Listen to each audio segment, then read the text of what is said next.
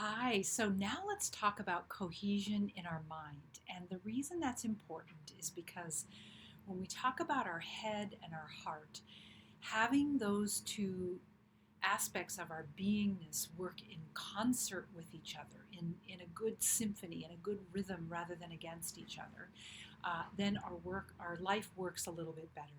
And what is true for most of us is that our mind and our closely held beliefs and constructs are often what is running the show, and it leaves out the intelligence, the deep wisdom, the sacred, um, the ability to reach who we are at a sacred level out of the equation, or it leaves that part really small while the mind part is really quite large and controlling.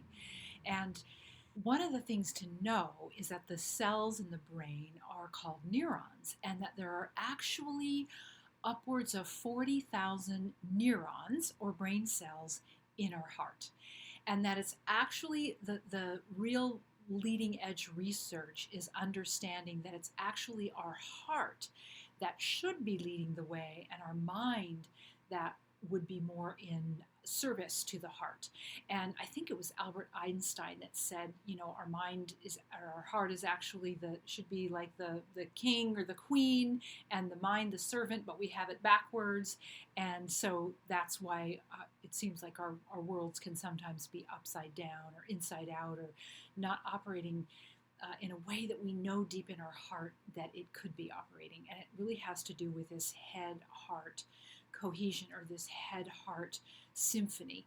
And so I just want to have you be in a consideration that our mind, our head, our small mind, is really about protecting us. And so, her whole soul focus and prime directive is that we don't do anything different, so that there can continue to be some level of protection and life, versus injury or death. And if we try to do anything different and she's not sure of whether or not that will be detrimental to our life, then she'd rather us just not do it. So this is where we get into those very frustrating circular traps where we try to make a change, and initially our excitement carries us through the first part of whatever it is that we're doing different. But then the mind starts doing her what's that word, sabotaging effects, and we tend to drop back into our old habits. And that is very, very frustrating. When we bring our heart into the picture, when we bring our heart into anything that we're going to shift or up level, we have a much greater opportunity for success. That's when we can actually create new brain tracks and new pathways in our brain, literally. Like we literally, if this is the old habit pathway, and let's just say let's just call this an addiction that we have, because we all have them. And we keep walking this pathway, getting sucked into this pathway, even though we try to use our willpower to not walk that pathway, but we end up getting snapped back into that pathway. When we bring our heart online and we have access to that deeper wisdom, that deeper intelligence, that stronger influence that comes from our higher self, not just our small, lower mind self, then we can walk that pathway and walk that pathway. And okay, sometimes we might slip and fall and walk that, but we have the capacity to get back on this pathway, and we keep walking this pathway until we create a groove on this pathway, where this pathway isn't being walked as much. So it's like an old country road is my visual that I like to see, is that it's like the weeds or the brush just grow over it. It's still kind of there, and you could still find your way through it, onto it, into it, and walking through that brush.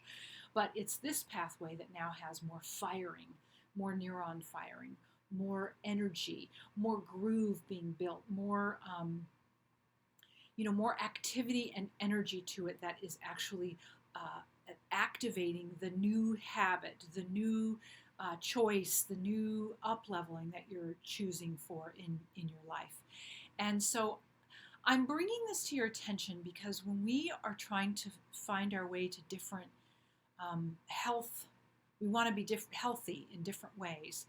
It's really important to know this about how our mind works, because it it can often feel like we're stuck or shackled by old habits and old ways of being that are so frustrating that makes us want to throw our hands up and just say forget it.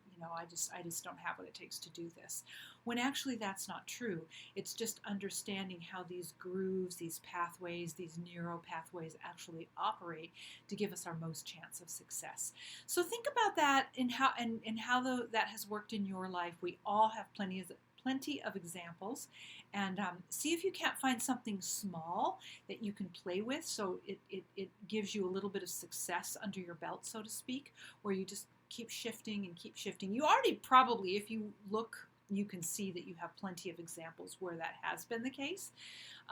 And so that's really good to recall those successes in your mind, because that's a template of success that you can draw on for something that you're looking to shift and up level currently.